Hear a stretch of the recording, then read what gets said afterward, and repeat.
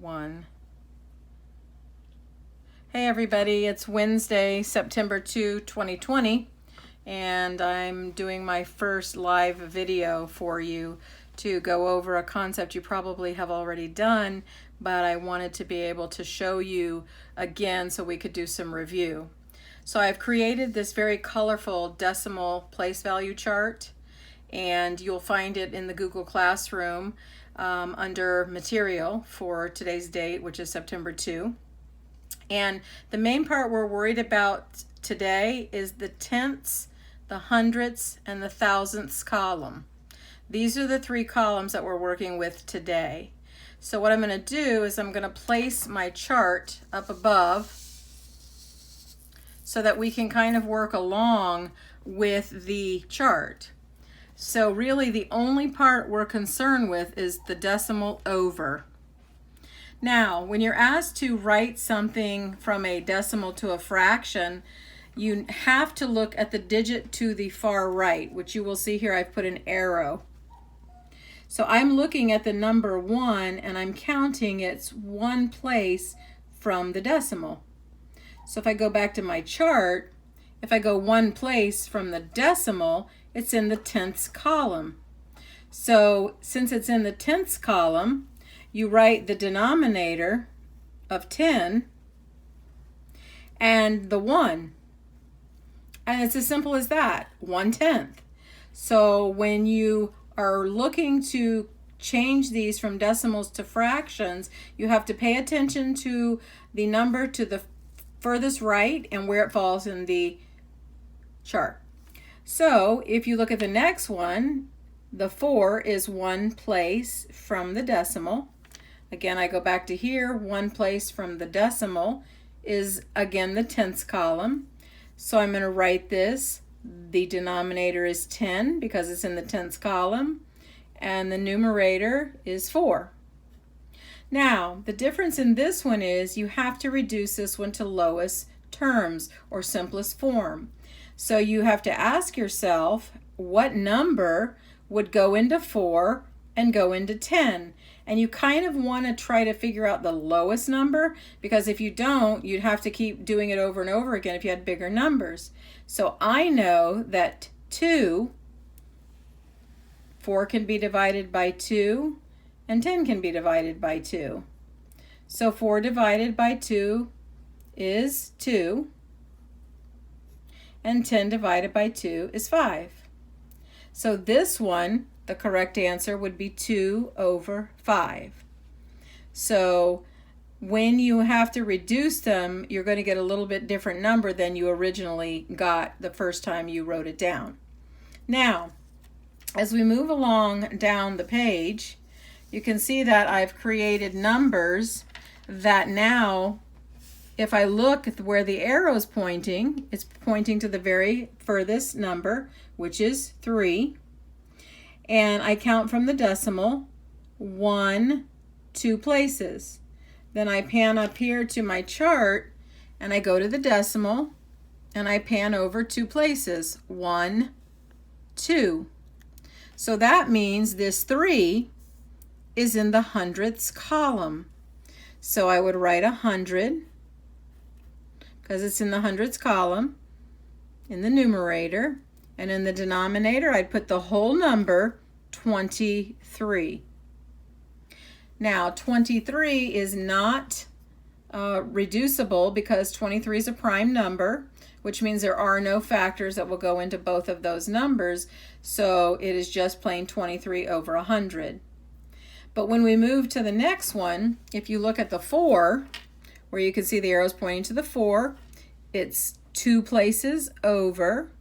So go back to the chart, I go 2 places over in the hundredths column, so it's 100, and then it is 24/100. So now if I look at this, I have to reduce it because I know 24 and 100 can be reduced. Now a lot of students want to know, well, how do you know? Well, this is kind of something that you learn in your earlier years of math, that they can be divided out. So, you know, sometimes people can help you do it, and sometimes you just have to think of all the numbers that will go into it. So if I look at 24 and 100, I could start at 2, but this time I'm going to start at 4 because I know 4 will work better. So I'm going to divide by 4 and divide by 4. So 24 divided by 4 is 6. And 100 divided by 4 is 25.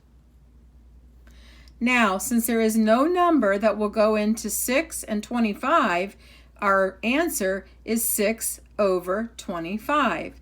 So it cannot be reduced down any longer, or any more, I should say, not longer. So that is the form that you leave it in. Now, the last two, of course, I think you're starting to see the pattern. There's a pattern. You count, so here we are. Here is my decimal point, and I'm looking here at the 7. You can see my arrow points to the 7. Remember, you have to point to the very last number to the right. So my arrow points to the 7. So it is 1, 2, 3 from the decimal. I go up here. 1, 2, 3 from the decimal is in the thousands place. So this is going to be written as 127 over 1,000. Now you cannot reduce 127 over 1,000 because there are no numbers that will go into 127 and 1,000. Now I want to show you something in a calculator. You can have a TI-30XA or one of those just to show you about a calculator. If you look here, I can take my 127, hit my ABC button, and put it over 1,000. And I can see that it's still 127 over 1,000. So you could double check your work and find out you cannot reduce this any further. So that's what that one is. Now, the next one is going to be 132 over 1,000. And we can see that we're going to go ahead and write it. So we know that the 2 is 1, 2, 3 places from the decimal. Back to the chart. 1, 2, 3 places from the decimal, thousandths column. So the denominator is 1,000. And it's going to be 132 over 1,000. Now, these kind are pretty hard to reduce, but I do know that this one reduces by 4. So I'm going to go ahead and reduce by 4. But let's say you didn't know that. Let's say you wanted to start at 2. You could do that, but then you would get you would get another smaller number, then you'd have to reduce it down again. So I'm going to go ahead and divide it by 4.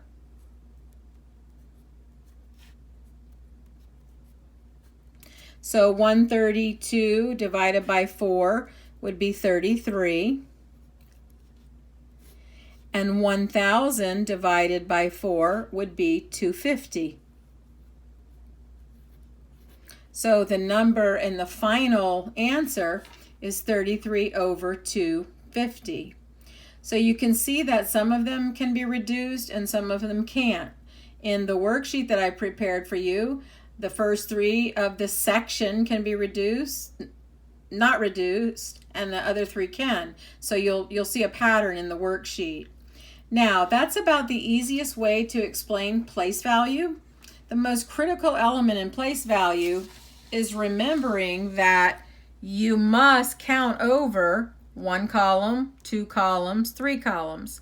And you can find this decimal place value chart on the Google Classroom under the Today's tab, and it'll say decimal place value chart, and in the directions I say you can either print it in color or you can actually just keep flipping through it and looking at it on the Google Classroom.